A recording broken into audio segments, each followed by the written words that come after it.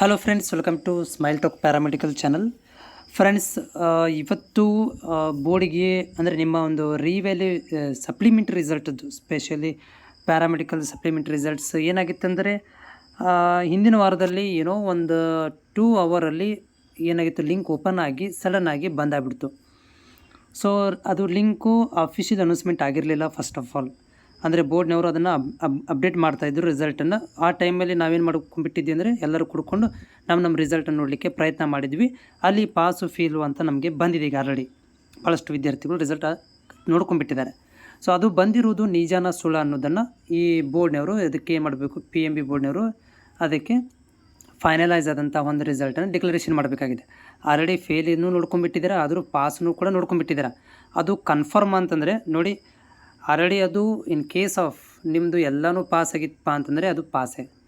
Okay, ಅದರಲ್ಲಿ ಏನಾದರೂ practical ಏನಾದರೂ ಫೇಲ್ ಆಗಿದ್ದರೆ, F ಅಂತ ಬಂದಿದ್ದರೆ ಅದು ಎಡಿಟಿಂಗಲ್ಲಿರುತ್ತೆ, ಅದನ್ನು ಚೇಂಜ್ ಮಾಡ್ಕೋಬೋದು. ಬಟ್ ಬಂದಿರುವಂಥ ರಿಸಲ್ಟ್ ನನ್ನ ಪ್ರಕಾರ, ಆ್ಯಸ್ ಅ ಅಕ್ಸೆಪ್ಟೆಡ್ ನನ್ನ ಪ್ರಕಾರ ಏನಂತಂದರೆ, ಒಂದು 80% ಏನಪ್ಪ ಅಂದರೆ ಅದು ಬಂದಿರುವಂಥ ರಿಸಲ್ಟ್ ಗ್ಯಾರಂಟಿ. ಅಂದರೆ ನೀವು ನೋಡಿದ್ದು ನಿಜ. ಓಕೆ, ಆಮೇಲೆ 20% ಏನು ಯಾರು ವಿದ್ಯಾರ್ಥಿಗಳದ್ದು ಸ್ವಲ್ಪ data missing, practical marks missing, practical exchange ಆಗಿತ್ತು, ಈ ರೀತಿ ಪ್ರಾಬ್ಲಮ್ ಇದ್ದರೆ ಅದರ ಸಲುವಾಗಿ ಇದು ಬಂದಿಟ್ಟಿದ್ದಾರೆ. ಸೊ ಇವತ್ತು ಮಾಹಿತಿ ಬೋರ್ಡಿಗೆ ಕಾಲ್ ಮಾಡಿ ಕೇಳಿದಾಗ ರಿಸಲ್ಟ್ ಯಾವಾಗ ಬರುತ್ತೆ ಅಂತಂದರೆ, ಈ ವಾರದಲ್ಲಿ ಎನಿ ಟೈಮ್ ರಿಸಲ್ಟ್ ಬರ್ಬೋದು ಅಂತ ಹೇಳಿದ್ದಾರೆ. ಅವ್ರಿಗೆ ನಾನು ಎಕ್ಸಾಕ್ಟ್ ಡೇಟ್ ಕೇಳಿದೆ, ನಿಮಗೂ ಕೂಡ ಗೊತ್ತಿರ್ಬೋದು. ನಮ್ಮ ಬೋರ್ಡ್ಗಳು ಎಂದೂ ಕೂಡ ಡೇಟ್ ಎಕ್ಸಾಕ್ಟ್ಲಿ ಹೇಳೋದಿಲ್ಲ.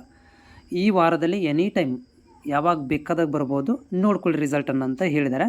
ಸೊ ಹೀಗಾಗಿ ಅದನ್ನು ನಿಮಗೆ ಮಾಹಿತಿ ತಲುಪಿಸ್ತಾ ಇದ್ದೀನಿ. ಇದನ್ನು ನಾನು ಮಧ್ಯಾಹ್ನನೇ ಮಾಡಬೇಕಿತ್ತು ವಿಡಿಯೋನ. ಮಧ್ಯಾಹ್ನನೇ ನಿಮಗೆ ಮಾಹಿತಿ ಕೊಡಬೇಕಿತ್ತು, ಬಟ್ ನನಗೆ ಕೊಡಲಿಕ್ಕೆ ಆಗಲಿಲ್ಲ. ಸೊ ಹೀಗಾಗಿ ಈಗ ವಿಡಿಯೋ ಮುಖಾಂತರ ಶೇರ್ ಮಾಡ್ತಾಯಿದ್ದೀನಿ. ನೀವು ಎನಿ ಟೈಮ್ ನಿಮ್ಮ ರಿಸಲ್ಟು ಬೋರ್ಡಿಂದ ಫೈನಲೈಸ್ ಆಗಿ ಎನಿ ಟೈಮ್ ಬರ್ಬೋದು.